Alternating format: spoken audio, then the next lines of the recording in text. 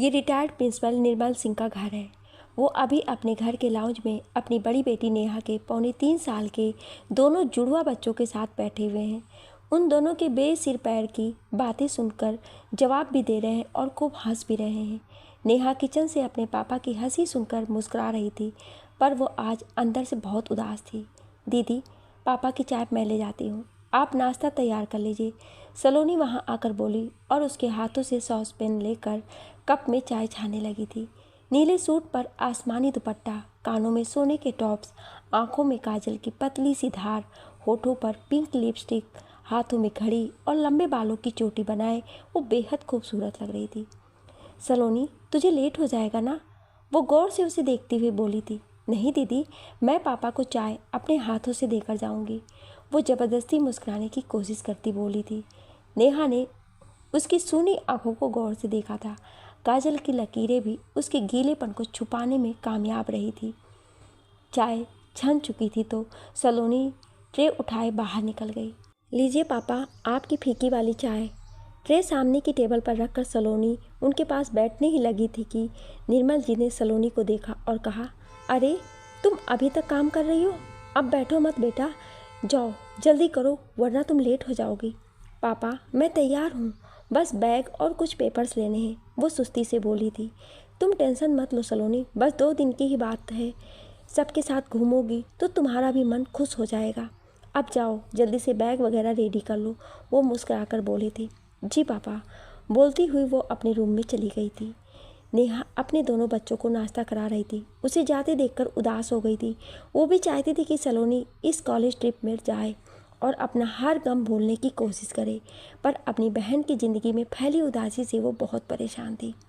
घर के बाहर से टैक्सी के हॉर्न की आवाज़ आने लगी थी। सलोनी जल्दी से अपना छोटा सा लगेज और हाथों में बैग लिए कमरे से निकली थी। वो निर्मल जी को पैर छूकर प्रणाम की थी। हमेशा खुश रहो बेटा, निर्मल जी उसके सर पर हाथ फेरते हुए बोले थे। दीदी, पापा और बच्चों का ख्याल रखना, साथ ही अपना भी ख्याल रखना। वो नेहा के पास आई और उसके गले लगती हुई बोली, सलोनी तू ट्रिप से कब आएगी? वो बेहद उदास थी। दीदी, कल शाम की चाय मैं आपके साथ ही चाय पीऊँगी, वो मुस्कुराकर बोली थी। ठीक है, अब मैं निकलती हूँ, बाय पापा, बाय दीदी और बाय मेरे चिंकू पिंकी। तुम दोनों मम्मा और नाना जी को बिल्कुल परेशान मत करना, प्यार से बोलती हुई वो उन दोनों के गाल चूमकर बाहर निकल गई थी। निर्मल जी और नेहा बाहर तक आए थे। गेट के बाहर रोड पर टैक्सी लगी हुई थी। सलोनी घर के कैंपस से बाहर निकलकर अपना हाथ हिलाती टैक्सी में बैठ गई थी। उसके बैठते ही टैक्सी चल पड़ी थी। हे प्रभु, मेरी बहन की रक्षा करना, तूने उसे पहले ही बहुत दुख दिए, अब और दुख मत देना। उसे जाता देख नेहा मन में सोचती एक बार फिर से उदास हो गई थी। नेहा, ओ नेहा, कहाँ रह गई? जल्दी इधर आ, देख ये दोनों मुझे कितना तंग कर रहे हैं। निर्मल जी की आवाज़ सुनकर नेहा गेट बंद करके अंदर आई और दोनों बच्चों को डांटने लगी थी। क्या मम्मा, आप बिना, हम लोग नाना जी के साथ लूडो खेल रहे हैं, आप तो हमेशा बिना सच जाने ही हमें ही डांट देती हो। इस बार चीटिंग नाना जी ने की थी, मुँह बिसोरते हुए चिंकू ने कहा था। नेहा की नज़र अपने पापा पर गई तो वो खिलखिलाकर हंस पड़े थे। सॉरी चिंकू, सॉरी पिंकी, अब मैं बिल्कुल भी चीटिंग नहीं करूँगा, वो अपने कान पकड़कर बोले थे, जिससे दोनों बच्चे खुश हो गए थे। पापा, आप भी बच्चों के साथ बच्चा बन जाते हैं, वो हंसती उनसे बोली और बच्चों से समझाने लगी। अच्छा बच्चों, थोड़ी देर खेल लो, फिर अपना नाश्ता ख़त्म करके पढ़ने बैठ जाना, मैं ज़रा किचन समेट लेती हूँ। तो और क्या करूँ नेहा, तेरी उदासी दूर करने का यही रास्ता है मेरे पास ना, वो गौर से उसे देखते हुए बोले। मैं ठीक हूँ पापा, आप चिंता मत कीजिए, आप इनके साथ खेलिए, मैं आती हूँ, धीरे से बोलती हुई वो किचन की तरफ बढ़ने लगी। निर्मल जी सोचने लगे थे। जी मम्मा, आप काम करो, हम खा लेंगे, पिंकी मुस्कुरा कर बोली और अपनी गोटियाँ चलने लगी थी। नेहा काम में लग गई थी, मगर उसका ध्यान सलोनी की ओर ही लगा था। अपनी सोच में डूबे हुए उसके हाथों से शीशा का प्लेट छूटकर फर्श से जा टकराया। छनाक की तेज़ आवाज़ पर निर्मल जी दौड़े गए थे। वो परेशान होकर खड़ी टूटे प्लेट को देख रही थी। नेहा, क्या हुआ? तुम क्यों इतनी टेंशन में हो? वो बच्ची नहीं है, उसके साथ पूरी कॉलेज की टीम है, फिर तो कल वो आ ही जाएगी। वो प्यार से उसे अपने साथ बाहर ले आए थे। अपने दिमाग को शांत कर बेटा, देख तो चिंकू पिंकी कितना डर गए हैं। नेहा ने अपने दोनों बच्चों को देखा था। वो दोनों अपनी मम्मा को सहम कर देख रहे थे। नेहा अपने चेहरे पर मुस्कान सजाए उन दोनों को हाथ फैलाकर बुलाने लगी थी। मम्मा को कुछ नहीं हुआ है बच्चा, बस मम्मा को भूख लगी है ना, इसलिए प्लेट हाथ से छूटकर टूट गया। तुम लोग अपना नाश्ता शुरू करो, मैं भी अपना नाश्ता ले आती हूँ, ठीक है ना? ठीक है मम्मा, आप भी खाइए लीजिए, तब हम सब मिलकर पढ़ेंगे, पिंकी समझदारों की तरह बोली थी। नेहा ने अपने दोनों बच्चों को गले से लिपटा लिया था। जा बेटा, मेरा भी नाश्ता ले आ, हम सब साथ में खाते हैं। और सुन, ऐसी उदास मत हो, तुम्हारी लाडली बिल्कुल अच्छे से घर आ जाएगी। निर्मल जी प्यार से उसका सर सहलाते बोले तो वो उठकर अंदर चली गई थी।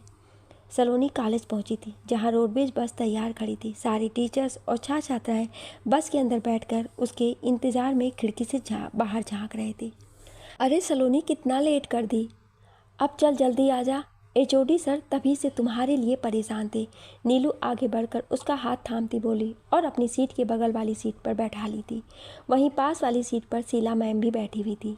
वो बस थोड़ा जाम में फंस गई थी नीलू, वो शर्मिंदा होकर बोली थी। उसी समय एचओडी विश्वनाथ शर्मा वहाँ आए थे। तुम आ गई सलोनी, पापा ठीक है ना? मुस्कुराकर वो बोले थे। जी सर, पापा बिल्कुल ठीक है।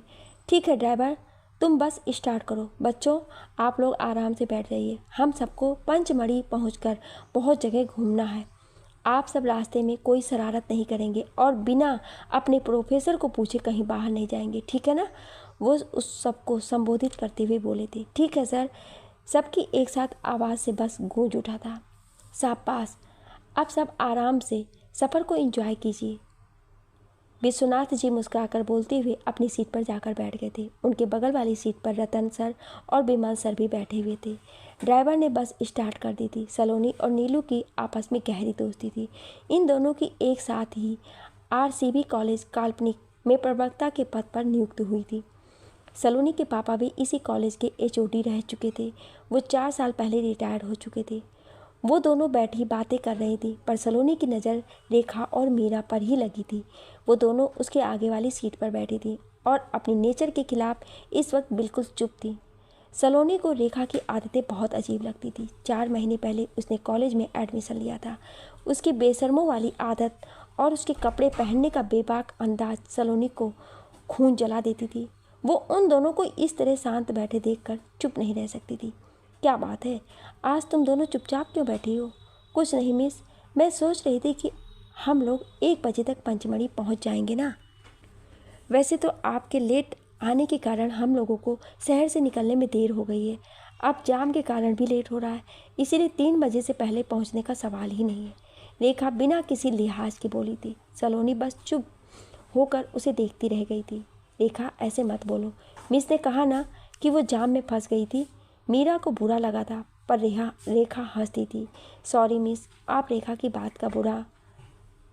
कोई बात नहीं मीरा, तुम लोग बातें करो। वो मायूसी सी बोलती नीलू से बात करने लगी थी। क्या ज़रूरत थी तुम्हें सॉरी बोलने की? रेखा नाराज़ होकर मीरा से बोली थी। अरे वो हमारी सलोनी मिस हैं और बहुत सॉफ्ट नेचर की हैं, इसलिए तुम्हारी बातें सुनकर चुप रही। अगर नीलू मिस को तुम ऐसी बोलती ना तो वो तुम्हारी पूरी खबर ले लेती। वो धीरे से उसके कान में बोली थी, जिस पर वो मुंह टेढ़ा करके हंसती थी। अरे सुन न रेखा, तुम उसे पहुंचकर मैसेज कर देना ना। हाँ बाबा, कर दूंगी, पर पहले हम पंचमढ़ी तो पहुंच जाएं, फिर उसे बोलूँगी कि मौका देखकर आए और तुझे। वो हंसती मीरा को आंख मार दी। फिर दोनों हंसने लगी थी। सलोनी उन दोनों की सारी बातें सुन चुकी थी। ये दोनों किसको मैसेज करने की बात कर रही हैं? अगर इनसे पूछूं तो बताएंगी नहीं। क्या करूं, समझ ही नहीं आता है। ये नीलू भी सो गई है, वरना इससे ही कुछ राय ले लेती। वो मन में सोचते हुए परेशान होने लगी थी। पंचमढ़ी आ चुका था। सारे छात्र छात्राएं बस से नीचे आकर अपने चारों तरफ देखने लगे थे। ऊंचे विशाल पहाड़ों पर ढलती धूप मध्यम पड़ने लगी थी, फिर भी वातावरण में हल्की सी गर्मी थी। उनके सामने खड़ा विशाल होटल दर्पण काल्पनिक अपनी बेपनाह खूबसूरती के साथ उन सबके स्वागत में बाहें पसारे खड़ा था। वो सब होटल के पीछे लंबे लिप्टस के पेड़ों की सुंदरता देखते हुए आगे बढ़ने लगे थे। होटल के गेट पर मैनेजर ने विश्वनाथ जी का स्वागत किया था। वो अपने होटल स्टाफ के साथ सबको उनके कमरे में भेजने का इंतजाम करने लगा था। आप लोग आइए मेरे साथ, मैं आप सबको कमरे में ले चलता हूँ, एक स्टाफ उनके सामने आकर बोला। तो शीला, नीलू और सलोनी छात्राओं के साथ उसके पीछे अपने कमरों की तरफ बढ़ गई थी। 4 छात्राओं के साथ एक शिक्षिका को रूम दिया गया था। रतन सर और विमल सर बाकी के छात्र के साथ कॉमन रूम में रहने वाले थे। मात्र विश्वनाथ जी का कमरा अलग था। सब अपने कमरे में फ्रेश होने के बाद खाना खाकर आराम करने लगे थे। सलोनी भी लड़कियों के साथ खाना खाकर आ चुकी थी। वो सब अपने बेड पर लेटी अपने घूमने वाली जगहों की लिस्ट बना रही थी, तो वो अपने पापा को फ़ोन करके अपने पहुंचने की बात बताने लगी। निर्मल जी सलोनी को किसी बात की फिक्र किए बिना खुशी से घूमने बोले थे। अपने पापा से बात करने के बाद उसकी नज़र कमरे की खिड़की से बाहर के खूबसूरत नज़ारों पर चली गई थी। होटल का पूरा ग्राउंड वहाँ से साफ साफ दिखता था। उस बड़े से ग्राउंड के किनारे किनारे सैकड़ों गुलाब के पेड़ लगे हुए थे। सुर्ख लाल गुलाब के फूलों को देखकर सलोनी की आंखों में किसी का प्यारा सा चेहरा उभर आया था। उस प्यारी सी सूरत में खोई सी सलोनी खिड़की के पास जाकर खड़ी हो गई थी। उसके दिल में पुरानी यादों ने मचलना शुरू कर दिया था। उसकी बातें, उसका हंसना, उसका हर वक्त सलोनी से प्यार जताना, वो सब उसे याद आने लगा था। सलोनी हर वक्त खुद को किसी काम में उलझाए रखती थी ताकि वो पुरानी सारी यादों को भूल सके, पर यहाँ के खूबसूरत और शांत माहौल में आकर उसे वो सब फिर से याद आने लगा था जिसे वो हमेशा के लिए भूलना चाहती थी। उसका मन बेहद बेचैन होने लगा था। मिस, बारिश होने लगी है, हम लोग कुछ देर पानी में भीगना चाहते हैं। मनीषा उसके पास आकर बोली तो वो ख्यालों से बाहर आ गई थी। नहीं, बिल्कुल नहीं, बारिश छूटने के बाद हम सब घूमने जाएंगे, तब बारिश का पानी देख लेना। प्लीज़ मिस, प्लीज़ प्लीज़ जाने दीजिए ना। वो देखिए, रेखा, मीरा, मीनल और चंदा भी तो पानी में भीग रही हैं। प्लीज़ हमें भी जाने दीजिए ना। रजनी खुशामद करने लगी थी। सलोनी बाहर झांक कर देखी तो दोनों ग्रुप की 8 लड़कियां बारिश में उछलती नजर आ रही थी। ठीक है, जाओ, पर बस 5 मिनट, फिर सब वापस आ जाना। याद रखना, मैं यहाँ से तुम चारों को देख रही हूँ, कोई शैतानी नहीं होनी चाहिए। वो कड़े शब्दों में बोलती उन सबको जाने बोल दी थी। वो सब खुशी से चिल्लाती बाहर भागी थी। सलोनी फिर से खिड़की से बाहर देखने लगी थी। उसका कमरा 2nd फ्लोर पर था। नीचे ग्राउंड में नीलू के साथ 4 लड़कियां बारिश में भीग रही थीं। वो उदासी से हंस पड़ी थी। कभी मैं भी इतनी ही मस्तीखोर थी। बारिश के पानी में भीगना, नाचना और गाना, फिर पकोड़ों के साथ गर्मा गर्म इलायची वाली चाय पीना, कितना मज़ा आता था। जब मैं भीगे कपड़ों में घर घुसती तो पूरा घर गीला होने लगता था। और फिर दीदी कितना गुस्सा करती थी। वो मुस्कुराते हुए उसे याद करने लगी थी।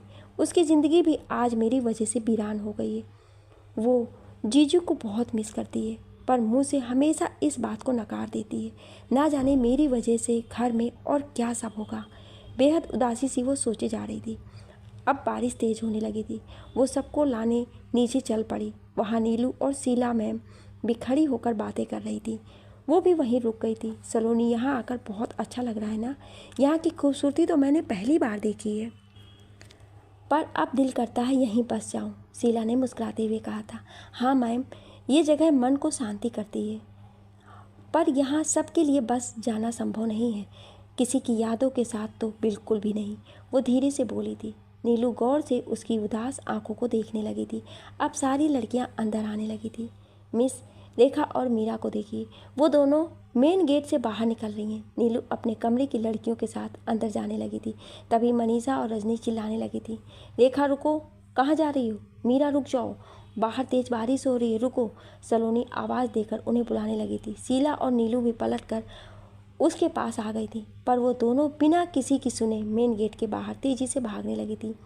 शीला मैम, आप मेरे साथ आइए। नीलू तो अंदर जाकर रतन सर और विमल सर के साथ प्रिंसिपल सर को बता, तब तक हम दोनों उनको रोकते हैं। बोलती वो शीला के साथ जल्दी से गेट की तरफ बढ़ी थी। नीलू तेजी से अंदर की तरफ भागी थी। रेखा और मीरा एक साथ तेजी से रोड पर भागी जा रही थी। मीरा बार बार पलटकर अपने पीछे आती हुई सलोनी को भी देख रही थी। ओहो, ये दोनों तो हमारे पीछे ही पड़ गई हैं। रेखा, तुमने समीर को फ़ोन तो कर दिया था ना? हाँ मीरा, यहाँ आते ही सबसे पहला काम मैंने यही किया था। अब तू चल तो सही। वो दोनों मेन रोड पर गाड़ी लेकर खड़े हैं। रेखा तेजी से बोलती आगे भागी जा रही थी। रेखा रुक जाओ, कहाँ जा रही हो? रुको तो, मेरी बात सुनो। मीरा, तुम तो रुक जाओ। सलोनी और शीला पीछे से चिल्ला रही थी, पर वो दोनों भागती जा रही थी। अब मैं नहीं चल सकती रेखा, मेरे पैर बहुत थक गए हैं। कुछ आगे जाकर मीरा रुकते हुए बोली थी। तू रुक नहीं सकती मीरा, ये सारा तमाशा मैं तेरे लिए ही कर रही हूँ और तू ही पीछे हट रही है। जल्दी चल, बस कुछ दूर और है, वो गुस्से से बोली और उसका हाथ पकड़ते हुए आगे खींचती ले जाने लगी थी।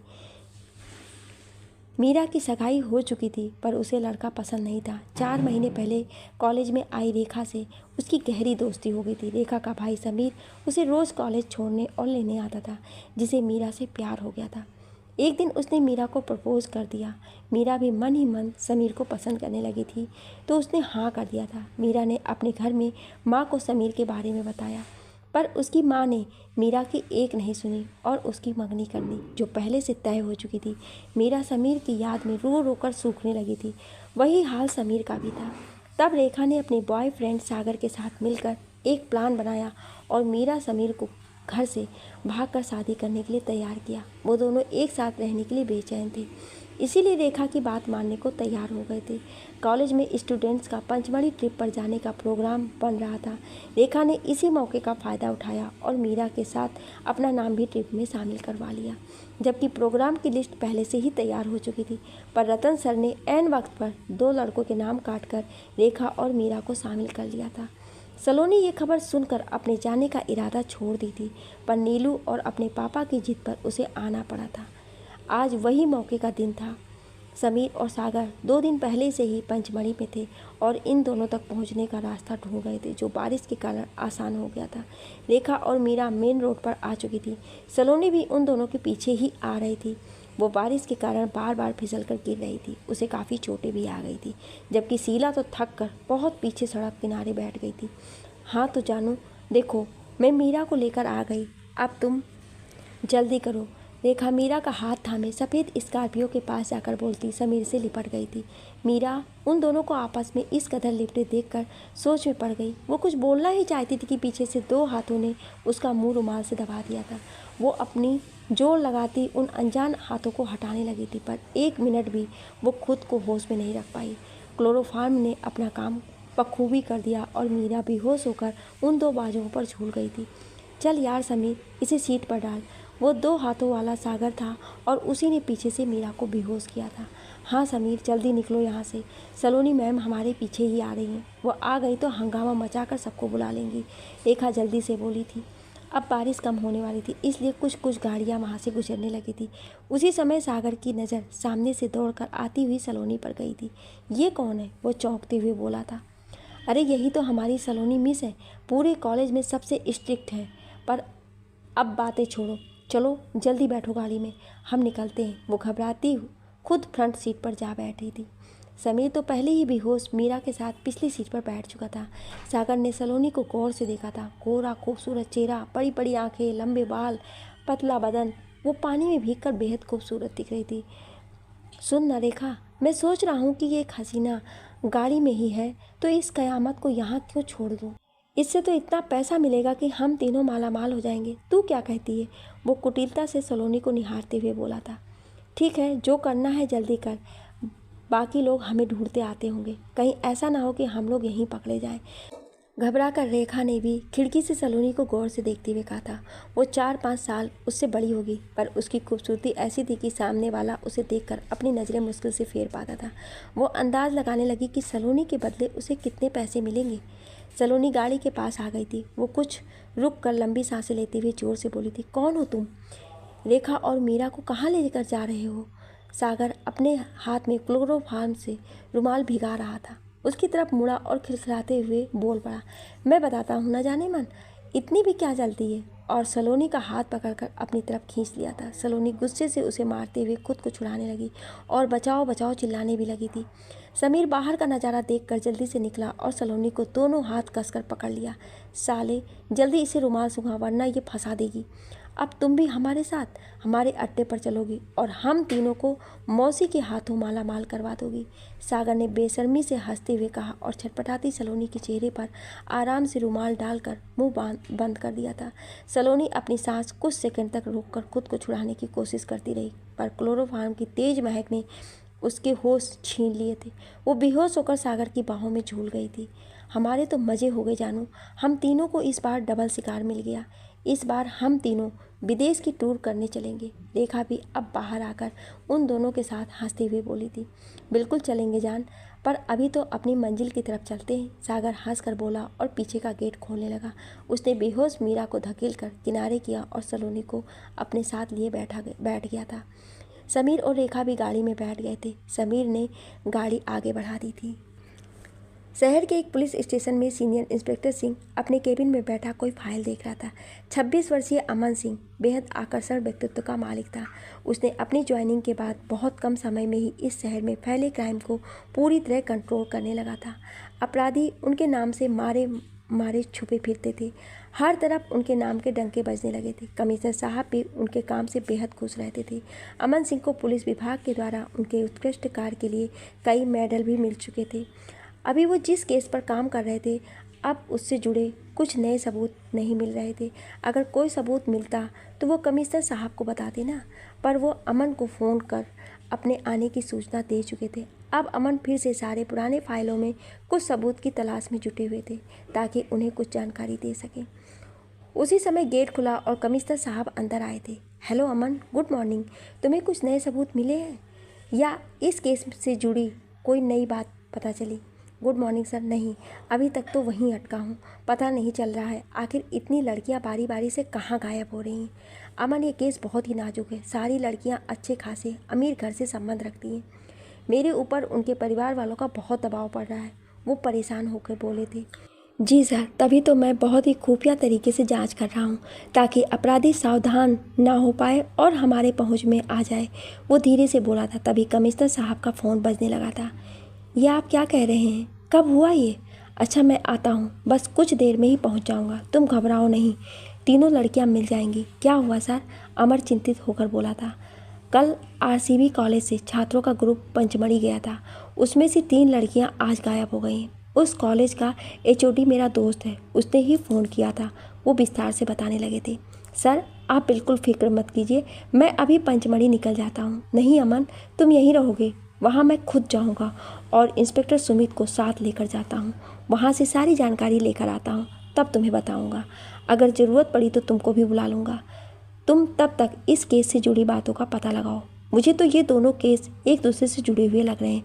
कमिश्नर बोलते हुए बाहर निकल गए थे। सलोनी की आँख खुली तो वो खुद को एक सजे हुए कमरे के बिस्तर पर पाई थी।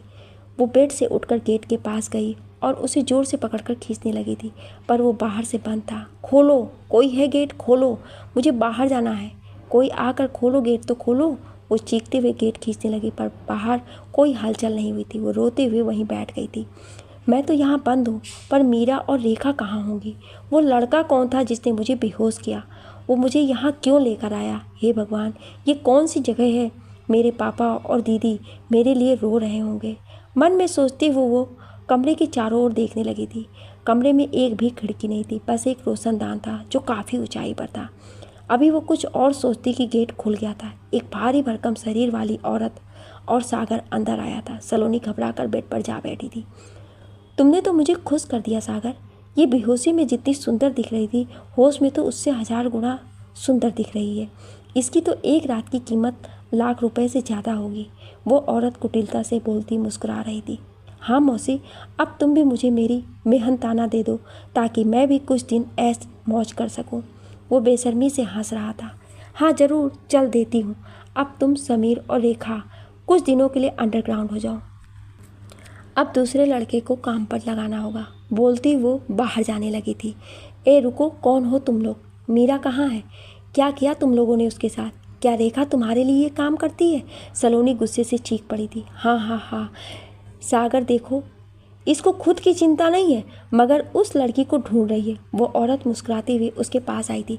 तुम उसकी चिंता मत करो लड़की, वो जहाँ है वहीं तुम भी जाओगी, पर मुझे ढेर सारा माल देने के बाद। और हाँ, तुमने सही अंदाज़ा लगाया, रेखा मेरे लिए ही काम करती है। वो सुंदर सुंदर लड़कियों को सागर और समीर के प्यार में बहलाकर मेरे पास लाती है। पर तुम तो गलती से आ गई हो, मगर मैं तुम्हारे इस रूप का खूब फायदा उठाऊंगी और माला माल हो जाऊंगी। बोलती हुई वो सलोनी को पेट पर धकेल दी। सागर चल, मैं तेरा इनाम देती हूँ। और वो दोनों निकल गए थे। एक बार फिर गेट बाहर से बंद हो गया था। सलोनी जोर जोर से रोते हुए अपनी बहन और पापा को याद करने लगी थी। फिर अचानक उसकी आंखों में एक प्यार भरे दिल वाले इंसान की सूरत लहराने लगी थी। मैंने आपका दिल तोड़ा था ना, आज उसी की सज़ा मुझे मिली है। मेरे साथ बहुत बुरा होने वाला है। आपने वादा किया था ना कि मैं जब भी मुसीबत में पड़ूंगी तो आप मुझे बचा लेंगे। क्या आपके सारे वादे झूठे और सारा प्यार दिखावा था? प्लीज़ आकर मुझे यहाँ से बचा लीजिए। मुझे इस नरक वाली ज़िंदगी में नहीं रहना। एक बार बचा लीजिए मुझे, फिर छोड़ देना। वो अपना सर पीटते हुए रोती रही, पर उसकी दर्द भरी पुकार सुनने वाला कोई नहीं था।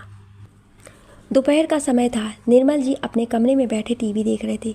तभी उन्हें नेहा के चीखने की आवाज़ सुनाई दी थी। वो तेज़ी से भागे आए थे। नहीं सलोनी, नहीं, मेरी बहन को छोड़ दो, बचाओ, कोई बचाओ उसे। वो नींद में रोती चिल्ला रही थी। क्या हुआ नेहा? निर्मल जी उसका कंधा पकड़कर उठाने लगे थे। उठो नेहा, आंखें खोलो, तुम सो रही हो। पापा, पापा, मैंने बहुत ही बुरा सपना देखा है। सलोनी जंगलों में गिर गई है, उसको बहुत चोट लगी है और वो रो रही है। पापा, वो जब से गई है तब से मेरी उससे बात नहीं हुई है। मेरा दिल घबरा रहा है। आप उसे फ़ोन लगाइए, एक बार उससे बात करा दीजिए मेरी। नेहा एक सांस में बोलती उठ बैठी थी। वो बेहद घबराई हुई थी। अच्छा तुम घबराओ मत, मैं बात कराता हूँ। कुछ नहीं हुआ है उसे, तुम तो बेकार में डर रही हो। वो अपना फ़ोन ले आए थे और उसके पास खड़े होकर फ़ोन लगाने लगे थे। पर कई बार फ़ोन लगाने के बाद भी जब सलोनी का फ़ोन नहीं लगा तो निर्मल जी भी टेंशन में आ गए थे। फिर वो नीलू को फ़ोन लगाने लगे थे। उसने एक बार में ही फ़ोन उठा लिया और रोते हुए वहाँ की सारी घटना बताने लगी थी। निर्मल जी के हाथों से फ़ोन छूट कर गिर गया था। वो वहीं कुर्सी पर गिरते चले गए थे। क्या हुआ पापा, वो ठीक है ना? नेहा उन्हें पकड़कर बैठाने लगी थी। तुम्हारा सपना सच था नेहा। सलोनी अपने छात्रा को ढूंढते ढूंढते खुद ही किडनैप हो गई है। अपने हाथों से मुंह छिपाते निर्मल जी रोते हुए बोले थे। क्या? नेहा भी रोने लगी थी। उसे जाने नहीं देना चाहिए था।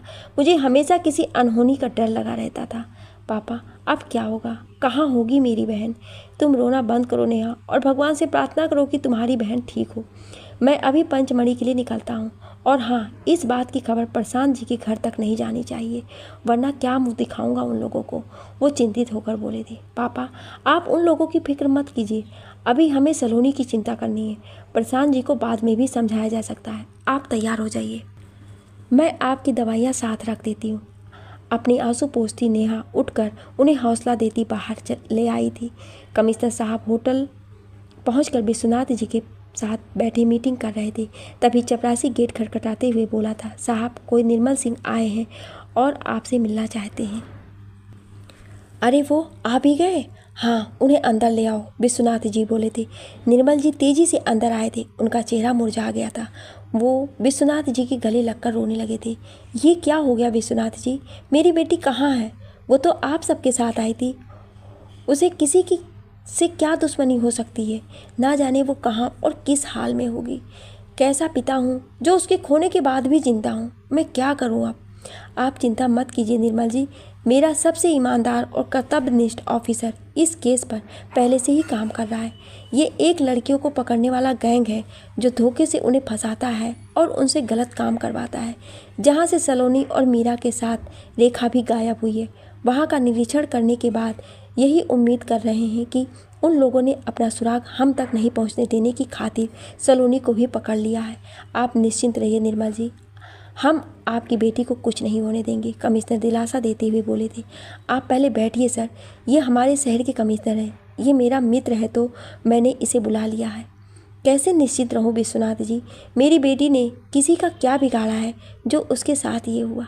आपको जो करना है जल्दी कीजिए, पर उसे मेरे पास ले आइए, निर्मल जी रूंधे स्वर में बोले थे। निर्मल जी आप पहले मन शांत कीजिए, आपकी बेटी को कुछ नहीं होगा। मैं अपने इंस्पेक्टर से पता लगाता हूँ, कमिश्नर बोलते हुए किसी को फ़ोन लगाने लगे थे। हाँ अमन, कुछ पता चला क्या? अच्छा मैं आता हूँ। वो उठकर खड़े हो गए थे। अमन का नाम सुनकर निर्मल जी चौंक पड़े थे। क्या हुआ सर, मेरी सलोनी मिल गई? मिल जाएगी निर्मल जी। हमारा ऑफिसर जिस केस पर काम कर रहा है, सलोनी का गायब होना उसी गैंग के लोगों का काम लग रहा है। ये 3 लोग हैं जिसमें एक लड़की और 2 लड़के शामिल हैं।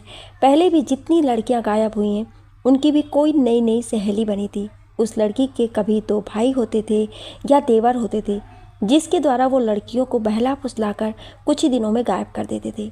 फिर इन तीनों का कुछ पता नहीं चलता है।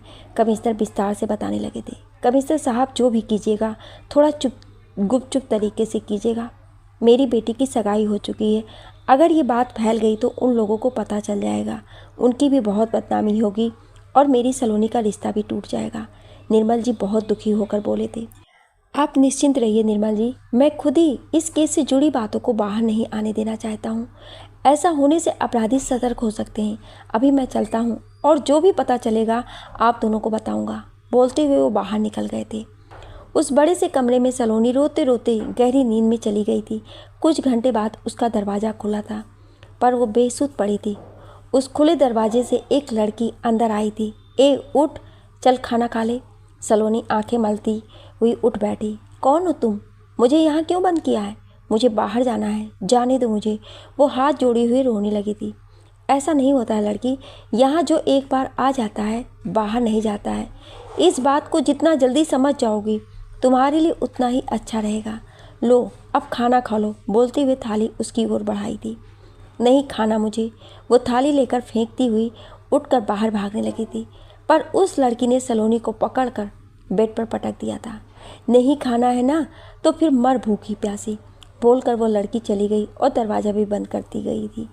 गेट खोलो, मुझे बाहर जाना है, खोलो गेट। वो फिर से चिल्लाते हुए गेट पीटने लगी थी, मगर कोई बाहर से उसे खोलने नहीं आया। मैं मर जाऊंगी मगर यहाँ नहीं रहूंगी, मैं यहाँ से भाग जाऊंगी। जी भर कर रोने के बाद वो चिल्ला कर बोली थी। फिर उठकर खड़ी हुई और पूरे कमरे को चारों ओर से घूम कर देखने लगी थी, मगर बाहर जाने का कोई रास्ता नहीं था। वो वापस बेड पर जाकर लेट गई। उसे अपनी दीदी और चिंकू पिंकी की बहुत याद आ रही थी।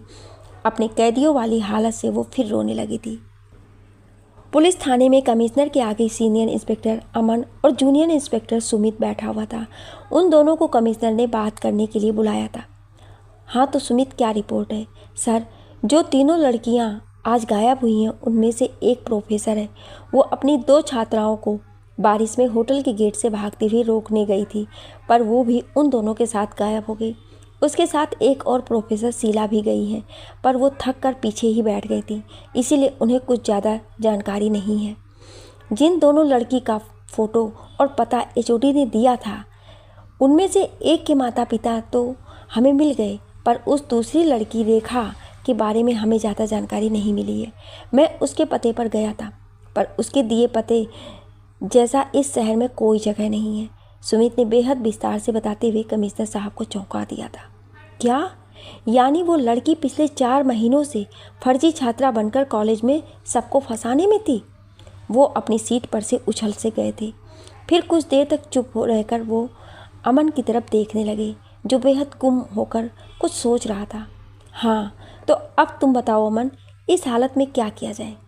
जो लड़की मीरा को लेकर बाहर जा रही थी वो तो फ्रॉड निकली। उस कॉलेज की बेहद जिम्मेदार प्रोफेसर भी उन दोनों को रोकने के चक्कर में गायब हो गई। तुम्हें पता नहीं होगा, उस प्रोफेसर की मंगनी हो चुकी थी। अब इस कॉलेज के साथ साथ एक बाप के नाम प्रतिष्ठा का भी सवाल जुड़ गया है। वो बेहद चिंतित होकर बोले थे। सर, आप निश्चिंत रहिए, मैं उस प्रोफेसर के साथ ही दूसरी लड़की और उस सातिर गैंग की जड़ का भी पता लगाऊंगा। उन लड़कियों की फ़ोटो मुझे दे दीजिए, अब मैं आगे का पता खुद लगाऊंगा। वो अपनी मुट्ठियों को भींचे बोला था। सुमित ने फ़ोटो और पता अमन के हाथों में थमा दिया था। अमन, तुम पर मुझे पूरा भरोसा है कि तुम उन लड़कियों को सही सलामत वापस ले आओगे, कमिश्नर साहब बेहद भरोसे से बोले थे। बिल्कुल सर, मैं अपनी पूरी ताकत लगा दूंगा, पर उन लड़कियों को कुछ नहीं होने दूंगा। ओके, तुम अब सारे सबूतों को एक बार फिर से चेक कर लो। अभी मैं चलता हूँ। अमन का कंधा थपथपाते हुए वो बाहर निकल गए थे। सुमित भी उनके पीछे चला गया था। अब अमन पिछले 3-4 महीने में गायब हुई लड़कियों की फाइलों को चेक करने लगा था। उन लड़कियों का कोई बाहरी दुश्मन नहीं था, वो सब कॉलेज की छात्राएं थीं। किसी दिन कॉलेज जाने के लिए निकलती थीं और वापस लौटकर घर नहीं आती थी। अमन अब सुमित के दिए फ़ोटो देखने लगा था। 2 फोटो के बाद तीसरे फोटो पर उसकी नज़र थम गई थी। उसकी आंखें फैलकर बाहर होने लगी थी। गुस्से से उसके खून में उबाल आ गया था। नहीं, ये नहीं हो सकता, ये तुम नहीं हो सकती हो सलोनी। तुम वो प्रोफेसर हो? तुम्हारी किडनैपिंग हुई है? नहीं, ये मैं नहीं होने दे सकता। मेरे रहते तुम्हारे साथ ऐसा नहीं हो सकता। मेरी सलोनी के साथ ऐसा व्यवहार करने वालों को मैं जिंदा ज़मीन में गाड़ दूंगा। मैं तुम्हें कहीं से भी ढूंढ निकालूंगा सलोनी। मैं आ रहा हूँ तुम तक, तुम बिल्कुल मत डरना। तुम्हारा अमन तुम्हारे पास आ रहा है। टेबल पर अपनी मुट्ठियाँ पटकता वो गुस्से से कांपने लगा था। तुम जो भी हो अपने उल्टे दिन गिनने शुरू कर दो। मेरी सलोनी पर हाथ डालने का अंजाम बहुत बुरा होगा। बोलता हुआ वो अपनी गाड़ी की चाबी और सारे फाइल लेकर बाहर निकल गया था। सलोनी बिस्तर पर बैठी अपने घर वालों को याद करके रो रही थी। तभी दरवाज़ा खुला था।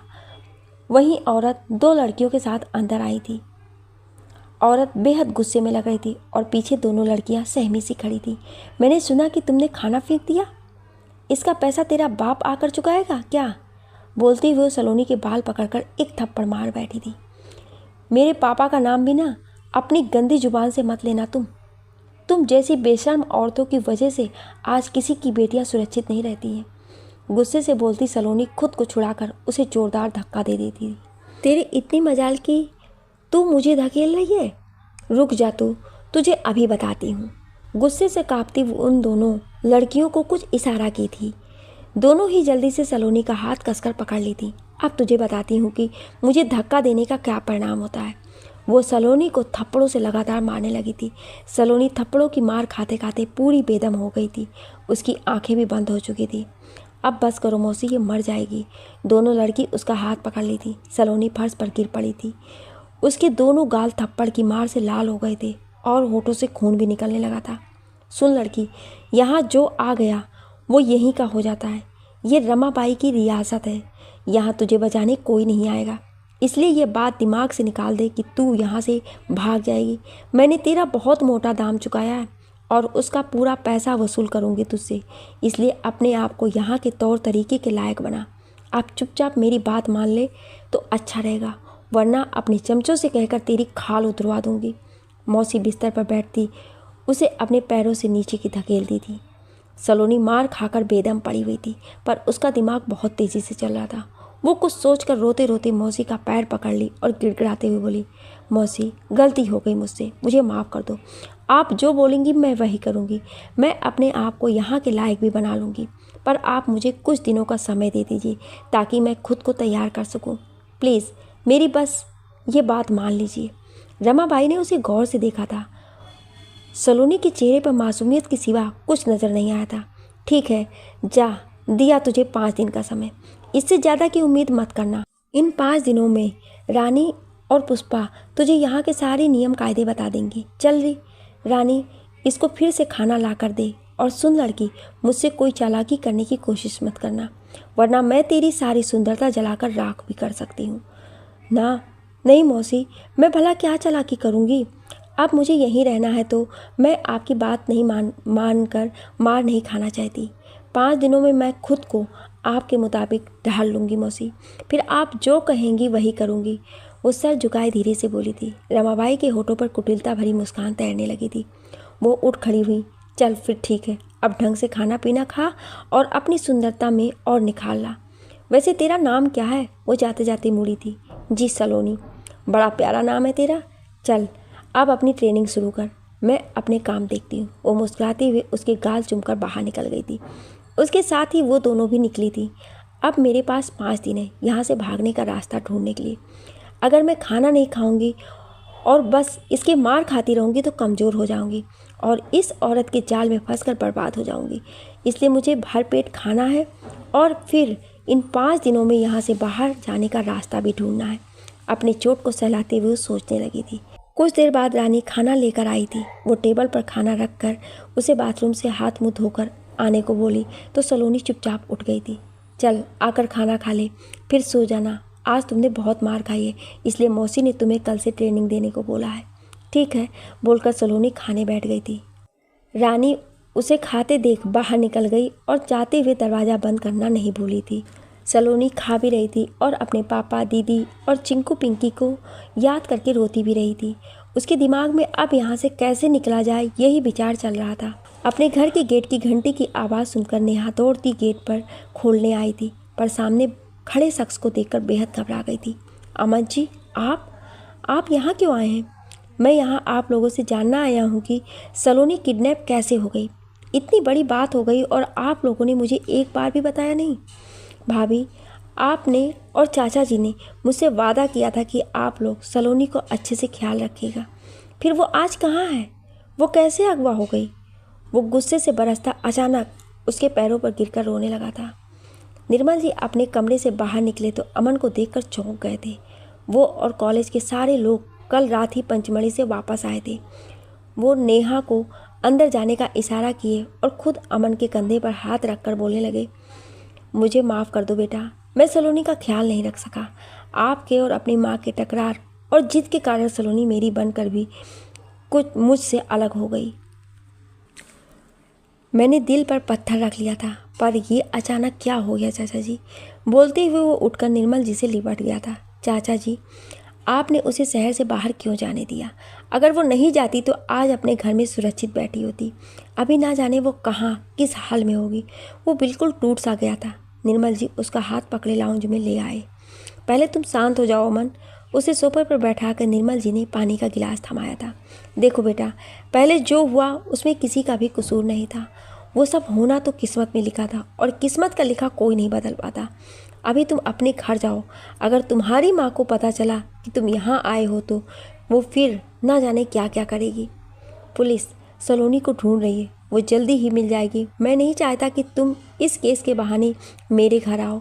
वैसे भी सलोनी की मंगनी हो चुकी है, उसके मिलते ही मैं उसकी शादी करके निश्चिंत हो जाऊंगा। अभी सलोनी की किडनैपिंग की बात कहीं नहीं फैली है।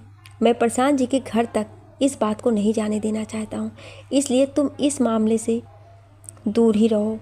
निर्मल जी बेहद शांति से बोलते हुए उसे बाहर जाने का इशारा कर दिए थे। आपने सलोनी की मंगनी कर दी चाचा जी, और मुझे पता भी नहीं चला।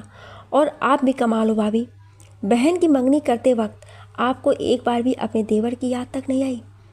दुख से मुस्कुराते हुए वो उन दोनों को देखते हुए बोला था। नेहा शर्म से सर झुकाकर रह गई थी।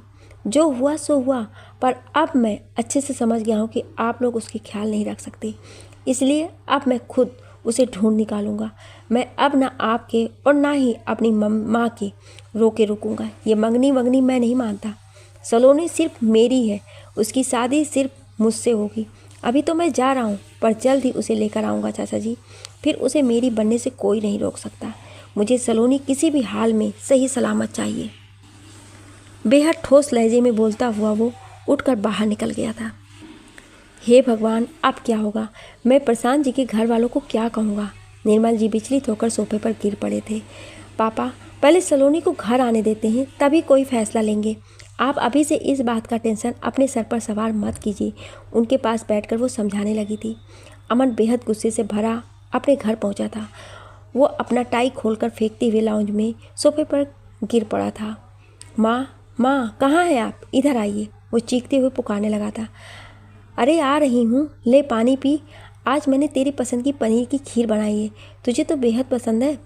नहीं खाना मुझे खीर, कुछ नहीं चाहिए मुझे। माँ, आज आपकी दकियानुसी ख्यालों के कारण सलोनी किडनैप हो गई है। अगर वो मेरे साथ मेरे घर में होती तो किसी की हिम्मत नहीं थी कि उसे अगवा कर सके, पर नहीं, आपको तो बस अपनी ही बात सही लगती है। वो गुस्से से पानी भरा गिलास उनके हाथों से लेकर फेंक दिया था। क्या तुम आज फिर उसके घर गए थे? मैं कहती थी ना, ये दोनों बहनें मनहूस हैं। देख लो, आज फिर एक बार साबित हो गया। वो नाराज़ होती बोली थी। बस कीजिए माँ, अब और कितना गलत बोलेंगी? आप एक औरत होकर भी दूसरी औरत की दुश्मन बनी हुई हैं। इतने दिन मैंने आपकी हर बात मानी, पर अब नहीं मानूंगा। मैं अपनी सलोनी को कहीं से ढूंढ निकालूंगा और उससे शादी करके रहूँगा। वो गुस्से से चिल्लाया था। नहीं, ऐसा बिल्कुल नहीं होगा। अमन, तू कान खोलकर सुन ले, मेरे रहते वो लड़की इस घर में नहीं आ सकती। वो भी गुस्से से खड़ी होकर चीखी थी। अगर तूने उससे शादी की तो मैं ये घर छोड़कर वृद्धाश्रम में रहने चली जाऊंगी। माँ, आपको जरा भी अंदाज़ा नहीं है कि सलोनी किस मुसीबत में फंस गई है। एक जवान खूबसूरत लड़की गलत लोगों के चंगुल में जा फंसी है, और आप यहाँ भी अपना फैसला सुना रही हैं। वो दुख से बोला था। उसकी आवाज़ रूदने लगी थी। माँ, आप एक औरत ना सही, पर मानवता के नाते ही जरा उसके बारे में सोच कर तो देखिए। अभी शहर में लगातार लड़कियों की किडनैपिंग हो रही है। ऐसी हालत में वो कहाँ किस हाल में होगी? उसके साथ कहीं कुछ बुरा? नहीं, उसे कुछ नहीं होगा। मैं उसे अभी ढूंढने जाऊंगा। वो अपने मोबाइल और कैप लेकर उठ खड़ा हुआ था। अरे इतनी रात को कहाँ जाएगा? कम से कम खाना तो खा ले। बोलती हुई सुनीता जी उसके पीछे जाने लगी थी, पर वो कोई जवाब दिए बिना अपनी गाड़ी में जा बैठा था।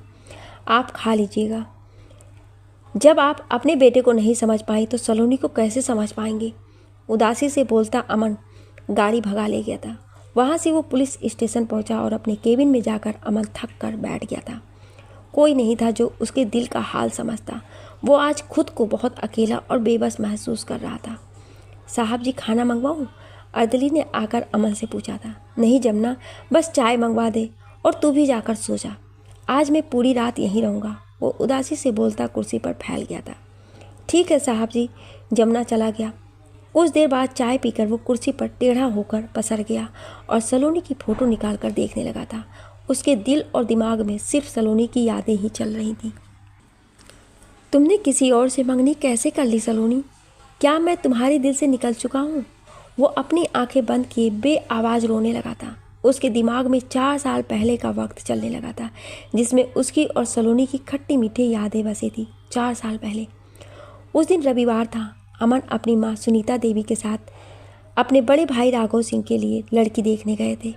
निर्मल जी और सुनीता जी में पहले ही फ़ोन पर बातचीत हो चुकी थी और आज नेहा को देखकर वो शादी फाइनल करने वाले थे। उस फूलों से सजे घर का बेल बजाते हुए अमन सोच रहा था, माँ ने कहाँ फंसा दिया। आज कितनी मुश्किल से कमिश्नर सर से छुट्टी मिली थी। मुझे दोस्तों के साथ फिल्म देखने जाना था। निर्मल जी खोलने आए थे। उन दोनों को देखते ही हाथ जोड़कर बोले, आइए आइए बहन जी, मैं आप लोगों का ही इंतज़ार कर रहा था। नमस्ते भाई साहब, हमें आने में थोड़ी देर हो गई। सुनीता जी मुस्कुराकर बोलती उनके साथ घर के अंदर आ गई थी। अमन ने निर्मल जी को प्रणाम किया था। बेहद खूबसूरती से सजे लाउंज में वो लोग आ बैठे थे। फिर निर्मल जी और सुनीता जी में शादी से जुड़ी बातचीत होने लगी थी। अमन बोर होकर माँ को इशारे करने लगा था। भाई साहब, अब मेरी बहू को बुला दीजिए, इस बदमाश से अब सब्र नहीं हो रहा है, वो हंसकर बोली थी। निर्मल जी भी हंस दिए थे। नेहा, नेहा बेटा, चाय लेकर आओ। कमरे के अंदर नेहा और उसकी छोटी बहन सलोनी सब कुछ तैयार किए खड़ी थी, पर नेहा का हाथ पैर कांप रहा था। वो उन लोगों के पास जाने से डर रही थी। जाओ दीदी, पापा बुला रहे हैं। सलोनी उसके हाथों में चाय नाश्ते से सजी ट्रे पकड़ाती हुई बोली थी। सलोनी, तू भी चलना, मुझे बहुत घबराहट हो रही है, बहुत डर भी लग रहा है। तू साथ रहेगी तो कम डर लगेगा। अरे दीदी, वो लोग आपको देखने आए हैं, खाने नहीं जो आपको डर लग रहा है। अभी आपको अकेले जाना होगा। अगर पापा मुझे खुद बुलाएंगे तो मैं आ जाऊंगी। सलोनी हंसते हुए बोली और उसे गेट की तरफ धकेल दी थी। नेहा धीरे धीरे चलकर लाउंज तक गई थी। वो टेबल पर ट्रे रखकर सुनीता जी के पैर छूने लगी थी, पर उन्होंने उसका हाथ पकड़कर अपने गले लगा लिया था। तुम तो मेरी बेटी हो और बेटियां पैर नहीं छूती, माँ के गले लगती हैं। वो हंसती हुई उसे अपने पास बैठा ली थी। फिर वो अमन से बोली, बेटा, तुम्हारी भाभी तो अपने फ़ोटो से भी बहुत ज़्यादा सुंदर है, तुम्हारा क्या ख्याल है? हाँ माँ, मेरी भाभी फ़ोटो में स्टेचू की तरह लग रही थी ना, आज हमारे सामने बैठी बहुत ज़्यादा सुंदर लग रही है। वो मुस्कुराते हुए बोला तो नेहा शर्मा कर अपना सर झुका ली थी। नेहा बेटा, इन लोगों को नाश्ता तो कराओ, निर्मल जी बोले थे। जी पापा। वो उठकर नाश्ते की प्लेट बारी बारी उनके हाथों में थमाने लगी थी। भाई साहब, आपको तो पता है अमन के पापा नहीं हैं, इसलिए सारा बाहरी काम मेरे दोनों बेटे ने ही संभाला हुआ है। मैं अकेले घर में रहकर परेशान हो गई हूँ। मुझे शादी में बस आपकी बेटी चाहिए। भगवान की कृपा से मेरे घर में किसी चीज़ की कोई कमी नहीं है। सुनीता जी नेहा का सुंदर चेहरा देखते हुए बोली थी। ये तो आपका बड़प्पन है बहन जी कि आप ऐसा बोल रही हैं। मेरी नेहा भी बिन माँ की बच्ची है। आपको सासू माँ के रूप में पाकर इसकी माँ की कमी पूरी हो जाएगी। वो नम आंखों से अपनी बेटी को देखते हुए बोल रहे थे। अच्छा बहन जी, राघव जी नहीं आए? क्या बोलूँ भाई साहब, उसे बहुत शर्म आती है। वो कहता है मैंने देख ली लड़की तो उसने भी देख ली। वो मेरी पसंद पर खुश है। वैसे उसे आज ऑफिस में बहुत काम था, इसलिए छुट्टी भी नहीं ले सका। अब हमारे बीच मिलना जुलना हो गया है तो वो किसी और दिन आकर आप लोगों से मिल लेगा। वैसे आपकी तो एक बेटी और है ना, तो उसे भी बुलवाइए। अब जब हम एक दूसरे के साथ रिश्ता बना रहे हैं तो ये पर्दादारी क्यों भाई साहब? अरे नहीं नहीं बहन जी, अब आपसे कैसे पर्दादारी? ऐसी कोई बात नहीं है, मैं अभी बुलाता हूँ। वो हंसकर बोले और सलोनी को बुलाने लगे थे। वो एक आवाज़ पर ही दौड़ी हुई आई थी। जी पापा, आपने बुलाया? वो आते ही सुनीता जी के पैर छूने लगी थी। सलोनी को देखकर चाय पीते हुए अमन का मुंह खुला रह गया था। गोरा गुलाबी मासूम सा चेहरा, लंबी नाक, बड़ी बड़ी गहरी काली आंखें, लंबे चमकीले बाल और कोयल जैसी मीठी आवाज़। सुनीता जी भी उसकी सुंदरता से मुग्ध हो उठी थी। भाई साहब, आपकी तो दोनों बेटियां बहुत ही सुंदर हैं। तुम्हारा क्या नाम है बेटी? जी सलोनी। वो हौले से बोलकर नेहा के बगल में बैठ गई थी। उसे अमन को अपनी तरफ एकटक देखता पाकर गुस्सा आने लगा था। माँ, अब हम लोग सब एक साथ हैं तो क्यों ना आज की कुछ अच्छी सी तस्वीर ले ली जाए, जिसे दिखाकर मैं भैया को सताऊंगा। अमन हंसते हुए बोला तो सुनीता जी भी हंसती थी। हाँ बेटा, तो सबका साथ में फ़ोटो ले ले। आपको कोई आपत्ति तो नहीं है ना भाई साहब?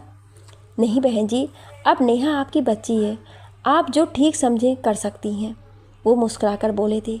फिर तो अमन को मानो पंख लग गया था।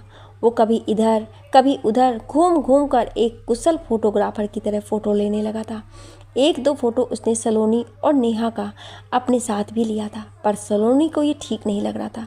उसे अमन की हरकतें किसी लोफर की तरह लग रही थी। वो चिढ़ कर जाने लगी थी। अरे सलोनी जी, अब आप कहाँ जा रही हैं? जब तक माँ और चाचा जी शादी की बातें करते हैं तब तक आप हमें अपना घर तो दिखा दीजिए। वो उठकर बोला और नेहा के पास आकर बोला, चलिए भाभी, मैं आपका कमरा और आपके शौक़ देखना चाहता हूँ। हाँ हाँ, जाओ सलोनी, अपनी दीदी के साथ जाकर अमन बेटा को पूरा घर दिखा लाओ। निर्मल जी उससे बोले तो वो दांत पीसती हुई आगे बढ़ गई थी। वाह भाभी, आपके तो हैंडीक्राफ्ट गजब के हैं, ये तो बिल्कुल असली लगते हैं। वो नेहा के कमरे में माचिस की तीली से बने ताजमहल के पोस्टर को देखते हुए बोला था। सलोनी गुस्से से भरी उसके पीछे खड़ी रही और नेहा बस मुस्कुराकर उसे सब कुछ दिखाती रही थी। कुछ देर बाद शादी की सारी बात तय करके वो दोनों विदा होने लगे थे। चाचा जी, क्या मैं अपनी भाभी का फ़ोन नंबर ले सकता हूँ? कभी मन किया तो इनसे बात कर लिया करूँगा। घर से बाहर आते ही अमन निर्मल जी से पूछ बैठा था। सलोनी बेटा, मुस्कान अमन को नेहा का नंबर संतुष्ट हो गए थे, पर सलोनी का गुस्सा चेहरे से ही झलक रहा था। वो समझ गए कि ये गुस्सा फ़ोन नंबर देने का है। अमन अब मुस्कुराकर उसकी तरफ देखने लगा था तो वो गुस्से से नंबर लिखाने लगी थी। आप बेहद खूबसूरत हो सलोनी जी, इस नाचीज़ को भी अपने दिल में याद रखिएगा।